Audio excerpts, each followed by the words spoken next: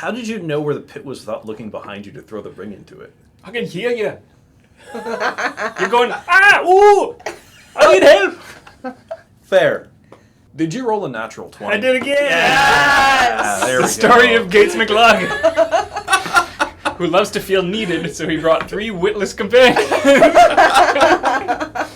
Hail, adventurer, and welcome to Board Game Barrister, our local game shop in Milwaukee, Wisconsin. I'm Andy, and I'm here with Anthony, Elizabeth, and Gordon, and today we're talking Adventure Party, a game where we're going to embark on an epic adventure. We're going to roll dice to see how well we do all the things we try to do, but you don't have to roll well, you just have to describe how well you succeed or fail. Let's get into it. Welcome to Adventure Party, where we'll tell an epic tale, successful or otherwise. This game takes the vague concepts involved in a lot of epic fantasy role-playing games, like Dungeons & Dragons for instance, and distills them just to the most creative storytelling elements. So when the game starts, everybody at the table is going to get a simple character sheet where you'll need to put a name, the class you've chosen to play for this game, and then you'll circle a few traits about yourself, which took us all about 15 seconds to do as we were looking through and saying, I'd like to be aggressive, boastful, and a lone wolf, for instance. And of course, every player at the table is going to need one 20-sided die. Now, the story you tell together will take place in a series of scenarios, each of which is represented by one of these cards here. We've got a nice image for the Dragon's Breath scenario on the front here,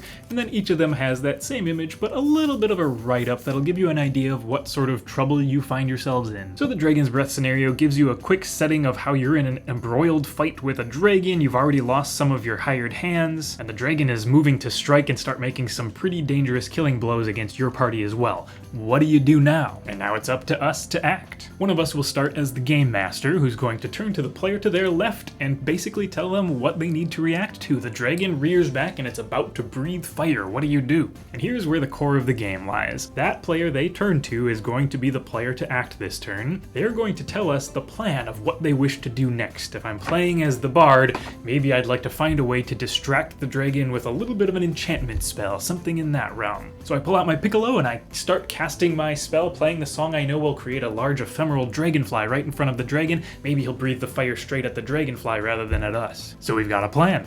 Now we roll to see how that plan actually goes. That player is going to take their die, and they are secretly going to roll it behind their player screen. A 7. You can see on the inside of your player screen here about where each roll result will fall as far as the result of your plan goes. A 10 is barely a success, the 20 is a perfect success, astounding. 9 means you've just barely failed, and 1 is about the worst you could do. So we've failed, and we're a little bit closer to that just barely failed side, but definitely we have not succeeded at our task that we were attempting here. So now I, as the bard, having just rolled that 7 secretly, am going to turn to the rest of the players at the table, and I'm going to try to describe to them the result of my plan, such that they will have a pretty good idea of how successful or not I was, because they're about to guess what number I rolled. So if I turn to the rest of the players and I say, shoot, I misfingered one of the piccolo's holes and I actually summoned a ephemeral cow by accident, it's definitely a little bit lower to the ground than I'd like it to be, and when the dragon breathes fire to try to destroy the cow, a lot of us end up getting singed on the top of our heads and lose some hair. So each other player at the table also has their own 20-sided die. They're going to set those to approximately how well they think I did based on my description. So maybe this player guessed that I had an 8, and this one thinks things went a bit worse, and they think I just described a 4, a pretty bad failure. The first thing we're going to check is how close the game master's guess was to my guess. Say the game master was this purple die here, they're the one who guessed an 8, they were 1 away from mine. We get 5 experience for a perfect match, so if they had guessed a 7 we would get 5 experience, but because they were 1 off, we lose one of those 5, and we score 4 experience as a party. And that'll determine how well we succeeded at the end of the game. The other players at the table will compare their numbers to the player who's acting. If they're dead on, they get 2 glory points, and if they're 1 away, they get 1 glory point. This player was 3 away, so no glory to be had for them, and at the end of the game, the player who's accrued the most glory between all of our adventures is going to be the one who tells how our epic tale ended. And we'll keep going around the table until every player has had 1 turn to be the game master and 1 turn to act. That'll be the end of that scenario, which means it's time to move on to the next one. Rihanna Adele is going to be performing with Valen. Hey. Valen has no idea that this is happening in the other part of the town. Why, Snowbeard? In Why? 10 minutes. Why? In 10 minutes, down the hall. Rihanna, this could be your big break. You'd better go now. This is definitely a make things up game, which means that it ends up being very, very hilarious. So we had an amazingly great time just laughing and bantering. And just the way that we as players kind of just got to make these characters and jump into being them, and immediately describing different virtues and ways that they interact with the world around them, felt a lot of fun. It made me very happy. Yeah, it's a box packed with just tools to help you embrace the silliness of a role-playing game. Every feat you try to attempt, you're gonna go way over the top. You don't have to care about whether your characters are gonna survive or not. You know they can't die. You only care about telling a memorable story, and everything they've put in, from the items to the scenarios themselves to the silly transitions, is amazing for it. All right, so we are going to sell them the Charm of Growth, Yeah. claiming that it is a security device, Yeah. after alerting him that he has his keys have been stolen, Yeah. in the hopes that this will expand the size of his belt, that it will fall off, he will not notice it, walk out of it, and then I will telekinesis it over and have stolen his belt. Easy. It's an There we go. unsecuring belt. Cannot It's an fail. unsecurity charm. Okay. So, what actually happens? The other thing to note is this game is still really, really accessible to people who aren't like avid or experienced tabletop role-playing gamers.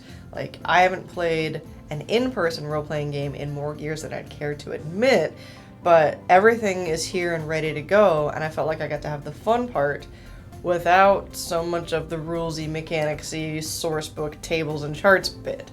And they do a great job of guiding a non-role player into how to interact with the game. The rule book, it's a very simple game. The rules are pretty straightforward, but there's it's an 8 or a 10-page rule book, and much of that is simply setting the stage for someone who doesn't have the background experience. Lots of examples, lots of things all in that rule book to set you up for success, even if you don't come to that naturally. And even your little player screen is giving you a table, right? So that you can always just kind of refer back to that of, your stunning success, barely a success, just failed, and total failure, so that you don't have to go hunting for things. You can come to this without that knowledge and still really engage with the game in a fantastic way. It's the really, really mean sheriff's apprentice dude. Hoobastank Goldhaber. Hoobastank? I really hate Hoobastank. You found Goldhaber. The whole Goldhaber family is just, they're rotten. If Valerie was going to steal from anybody, it would have to be Hoobastank, right? This game, to a degree, takes what the Dungeon Master does after every successful run, a regular game of Dungeons & Dragons. I roll to attack, or I roll to sneak, whatever that is, and when the player says, "This is my result," then the Dungeon Master usually goes in and says, "Well, because you have rolled this, here's all of the stuff then that follows after that."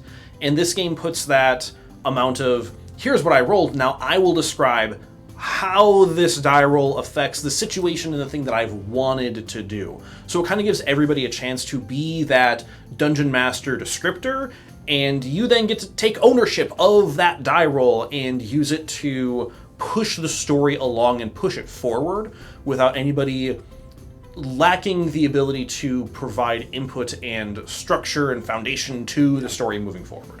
Yeah, it brings everybody in on the choreography of a scene to the point where you're not allowed to just walk up to the monster and say, "All right, I used my sword for an attack." Yeah, and rolling poorly or failing at your character's act has no bearing on how well we're playing this game on the table, which feels fantastic. Yep. I can suck, as it says on the box, and everything can still be fine. Yep. I launch myself full force at the side of the dragon's head. I blessedly managed not to injure myself as I run instead of just into the square of its skull, into its eyelid, which causes it to rear back in pain and fear, because what else could deal damage to a dragon's eye but something of great might and power? But little did he know that it was simply young, small, tiny Valen bashing into the side of him, causing him to rear back and fling the fireball elsewhere into the room and make it no longer be a problem for you, my dear Blizzardbeard. All right, I think that does it for Adventure Party. We had a fantastic time with this one. We hope you had fun watching. As always, hit that like button, subscribe if you want to see our new videos every week, leave a comment if you got one, and check out our online store. You can find the Adventure Party in there, and you can find a bunch of other cool games. Thanks so much for joining us this week. We will see you next time.